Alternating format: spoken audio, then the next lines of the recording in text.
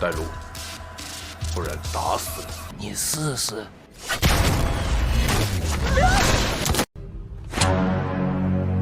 Hai para Sundaners, kumaha kabarna? Damang sadayana dengan saya si Otong kembali lagi di channel Ningali Film. Pada episode kali ini kita akan membahas sebuah alur cerita dari film Kowloon Wallet City yang rilis pada tahun 2021. Film ini menceritakan tentang seorang misterius yang sedang mencari kakak seperguruannya untuk balas dendam atas kematian gurunya itu, yang mana orang misterius tersebut langsung menghabisi seluruh anak buahnya. Dan tidak usah berlama-lama lagi, mari kita mulai ceritanya.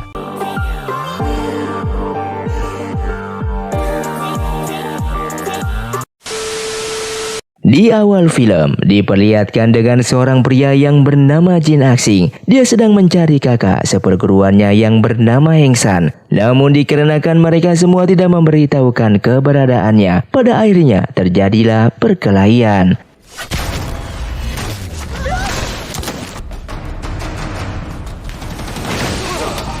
Lalu pria ini pun menunjukkan ke sebuah kamar jika Heng San ada di tempat tersebut. Namun pada kenyataannya hanya istrinya lah saja yang ada di sana.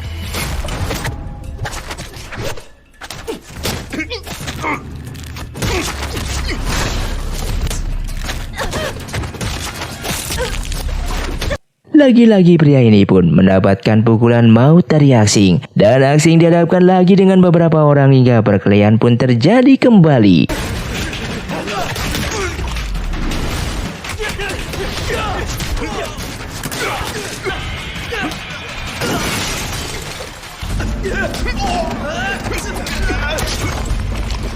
Setelah semua orang di sini habis tak tersisa, tak lama kemudian Heng San pun keluar dan ternyata kedatangan Aksing ke sini ingin membalaskan dendam atas kematian gurunya yang telah dibunuh oleh Heng San hanya karena uang.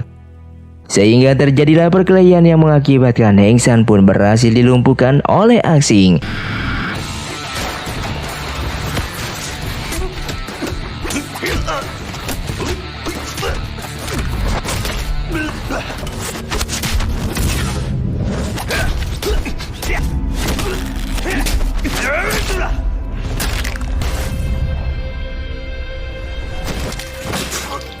Keesokan harinya scene pun berpindah, di mana Aksing sedang dikejar-kejar oleh dua orang polisi tanpa alasan yang jelas. Namun beruntung dia bertemu dengan seorang wanita yang bernama Jia Hui, hingga mereka pun bersandiwara menjadi sepasang kekasih.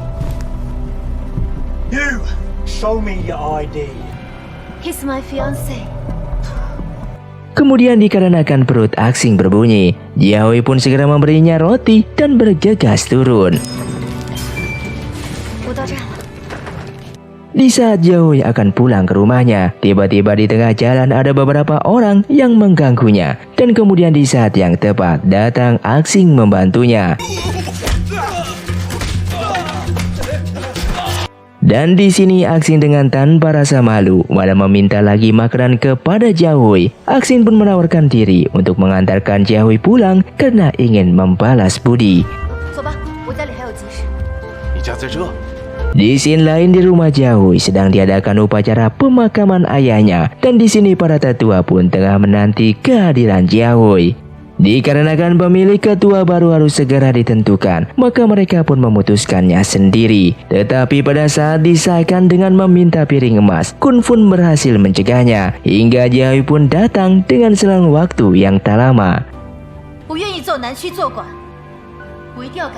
Sehingga Jia Hui pun langsung membuat pernyataan bahwa ia sangat siap untuk menjadi ketua selanjutnya. Karena itu adalah amanat mendiang ayahnya dan semua orang pun menyetujuinya. Walaupun Bao tak menyetujuinya karena dia ada kepentingan tersendiri, tetapi ia telah dipermalukan dengan kekalahan anak buahnya yang hanya bisa dikalahkan oleh Aksing seorang. Kemudian Bao pun mendatangi Tuan Hai untuk melaporkan bahwa ia telah gagal untuk merebut daerah selatan. Tanpa basa-basi, Tuan Hai pun menghabisi Bao. Lalu Tuan Hai pun memanggil Hao untuk segera membereskan mayatnya Bao dan menugaskan untuk mengunjungi distrik barat dan mengusir semua penjual opium di sana. Di tempat lain, Kun sedang mengajak Jiahui keliling di kota Kowloon. Jiahui sangat sedih karena tempat ini kesusahan listrik dan air bersih, sehingga Jiahui pun meminta Kun untuk menceritakan tentang bisnis masing-masing kota tersebut. Kemudian Kun pun berkata bahwa setiap wilayah memiliki bisnis yang berbeda. Di distrik selatan bernama Jinyu yang mengelola bisnis kasino dan dijuluki Kowloon Las Vegas, dan itu merupakan ayahnya Jiahui. Di daerah barat ada dunia para gadis. Pimpinan utamanya bernama Kahong. Walaupun dia seorang wanita, tapi dirinya bisa mengalahkan 18 pria sekaligus dengan satu pukulan saja. Kawasan barat inilah yang mengendalikan aliran listrik dan air bersih di kota Kowloon. Sedangkan daerah timur yang berkuasa di sana bernama Tuan Hai. Mereka memonopoli bisnis opium seluruh kota orang kaya dan sangat berkuasa. Kelompok pengedar opium ini memiliki tim opium sendiri, memiliki pasukan khusus untuk melenyapkan pengedar ilegal di luar kekuasaannya. Kemudian Axin menanyakan sebuah bangunan yang berada di sudut atas, dan Kun pun menjelaskan kalau itu merupakan rumah hantu. 那个地方就是北区的所在地，但是经常有人看到有鬼佬进出，所以就叫它伟大。 Kemudian Jiahui berkata kepada Kun bahwa dia akan meminta air dan listrik kepada Kahong untuk masyarakat distrik selatan. Singkat cerita, mereka pun pergi ke tempat Kahong tanpa basa-basi. Di sini Jiahui malah menasihati Kahong dengan menyuruhnya jualan yang lain selain opium. Kahong yang mendengarnya pun membuat dirinya naik darah. Dengan proses debat yang panjang, Jiahui meminta air bersih dan listrik untuk distrik selatan. Namun Kahong dengan tegas menolaknya, dan mereka bertiga pun pulang dengan rasa kekecewaannya. Tak lama kemudian ternyata tempat ini sudah dikepung oleh distrik utara. Walaupun distrik barat 100% penghuninya adalah wanita, mereka pun pandai berkelahi hingga inilah yang terjadi. Axin yang masih berada di sana sehingga membantu distrik barat untuk mengalahkan distrik utara. Di saat Kun akan membantu Axin, namun ia malah disuruh menjaga Bibi Fu dan Jiahui, dan Axin pun menghabiskan semua anggota distrik utara yang berada di sana.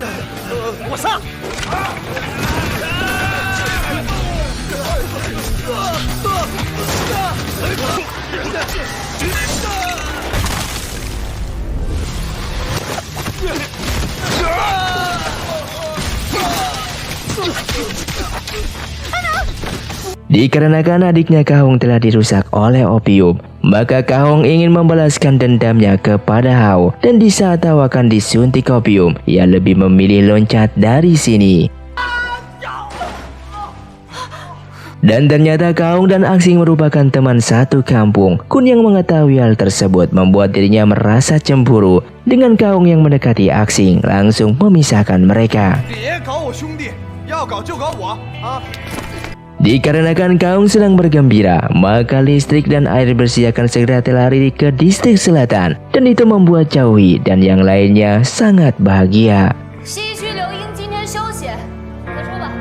Di tempat lain, Hao melaporkan kejadian kekalahan di distrik barat kepada Tuan Hai, dan Tuan Hai sudah bisa menebak apa dan ulah siapa kejadian semua ini. Lalu Tuan Hai pun menyuruh Hao untuk mendekat, yang dikiranya akan digunting kupingnya, yang padahal tidak diapakan. Di tempat lain dengan hitungan beberapa jam saja, air dan listrik sudah menyala, dan semua warga di distrik selatan pun bergembira. Dikarenakan malam ini merupakan malam festival pertengahan musim gugur, maka semua penduduk di sini sedang bersiap-siap memasang lampu dan hiasan lainnya. 哇，快看，好好看啊，好大的月亮！好美啊！ Keesokan harinya, Axin pun sedang bersiap-siap untuk mencari pakaian untuk kencan bersama Jiahui. 还这么贵，这叫洋装。 Singkat cerita, mereka pun makan bersama di suatu tempat dengan diiringi musik yang sadu. Namun seketika tempat ini menjadi tegang karena Axin yang kampungan malah memanggil pelayan dengan suara kerasnya, yang padahal cukup memesan lewat lonceng ini saja. 我替你点过了。 Di sini Jiahui memberikannya sebuah hiasan gurunya kepada Axin, dan itu membuat Axin senang dan berterima kasih kepada Jiahui. 我真的不知道该说什么。Di sini mereka mengobrol semakin dekat dan tak lama kemudian Jauh Hui pun pamit untuk ke toilet. Di saat Jauh Hui dari toilet, tiba-tiba ia dipanggil oleh Tuan Hai dan diminta untuk menemani teman-temannya Tuan Hai. Namun di sini Jauh Hui diperlakukan kasar sehingga suara Jauh Hui mengundang Axing datang ke meja Tuan Hai. Sehingga keributan pun dihentikan oleh seorang inspektur polisi yang bernama John dan Tuan Hai pun diusir dari sini. Dan di sini dijadikan kesempatan oleh Jauh Hui untuk mengatakan kepada Inspektur John bila Tuan Hai itu merupakan bandar opium terbesar di kota ini. Namun inspektur ini malah berbicara dengan berbagai macam peraturan. Dan di saat inspektur polisi ini pamit, di saat yang sama Kun dan Kahong pun datang. Keesokan harinya polisi pun datang ke tempat distrik selatan. Namun warga di sini dengan keras menolak kedatangan mereka. Akan tetapi tak lama kemudian, Jia Hui dan Axing datang meredakan dan membujuk warga di sini. Sehingga perdebatan pun akhirnya terkalahkan oleh kelembutan Jia Hui. Kemudian Jia Hui pun dibawa ke sebuah tempat. Dan ini ternyata rumah yang selalu disebut dengan rumah hantu. Lalu inspektur ini pun berkata, Tuan Hai berada di sini dan bertanya, bukankah kau ingin menangkap gembong opium? Maka kita harus menangkap dulu rajanya yang berada di lantai paling tertinggi. Kemudian di saat mereka masuk ke ruangan ini, dengan sangat terkejutnya di sini sedang terjadi pesta. Dan di sini ada salah satu anak buahnya Kahong yang sedang dicekoki opium oleh anak buahnya Tuan Hai. Di sini semuanya sudah terbongkar bahwa raja hantu itu yang selama ini dibicarakan adalah Inspektur John, yang tak lain dan tak bukan merupakan bosnya Tuan Hai. Lalu kesalahpahaman pun terjadi di sini, yang mana Kunlah yang menjadi kambing hitam atas kejadian tersebut. Dikarenakan Jia Hui sangat sakit hati, maka ia menyuruh Axing untuk menghabisi mereka semua dan perkelahian pun terjadi kembali.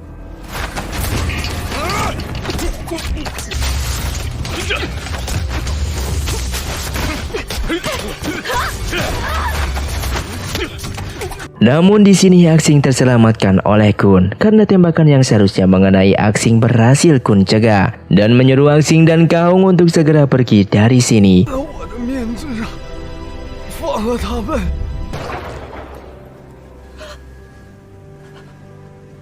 Sementara itu anak buah distrik utara berhasil mengobrak-abrik distrik barat dan selatan.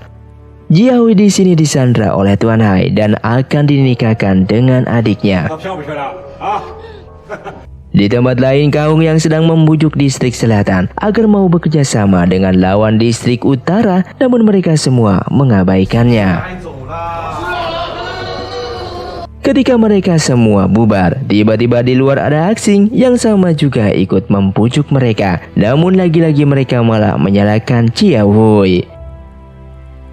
Hingga pada saatnya, Bibi Fula yang menyemangati mereka semua untuk ikut melawan para penjahat itu. Dan pada akhirnya mereka sepakat untuk membantu Jia Hui.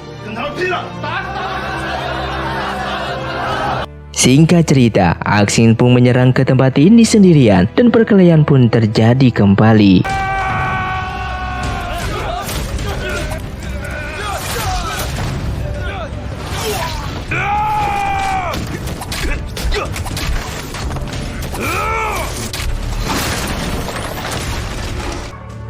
Di tengah perkelahian terjadi, Axing mendengar jelas banyak suara gonggongan anjing. Dan benar saja di sini banyak manusia juga yang dikurung diperlakukan layaknya anjing. Axing yang tak terima dengan hal itu membuatnya bertarung kembali melawan Tuan Hai. Hingga pada akhirnya Tuan Hai pun tewas di tangan Axing.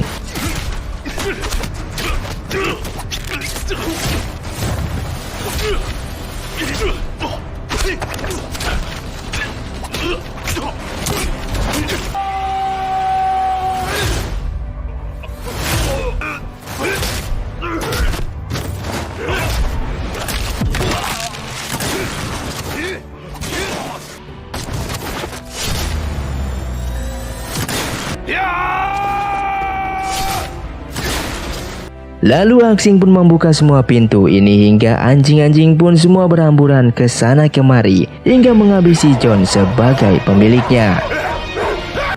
Di akhir film ini, Axing dan Jiahui hidup bahagia bersama. Namun di saat mereka sedang berduaan, tiba-tiba datanglah Kahong untuk mengganggu mereka dan film pun selesai. Terima kasih untuk kalian yang sudah menonton video ini sampai habis. Buat kalian yang mau request film selanjutnya, silahkan komentar di bawah ini. Sampai jumpa di video selanjutnya. Saya pamit undur diri, ningali film. Si Otong undur diri dan salam Sundaners.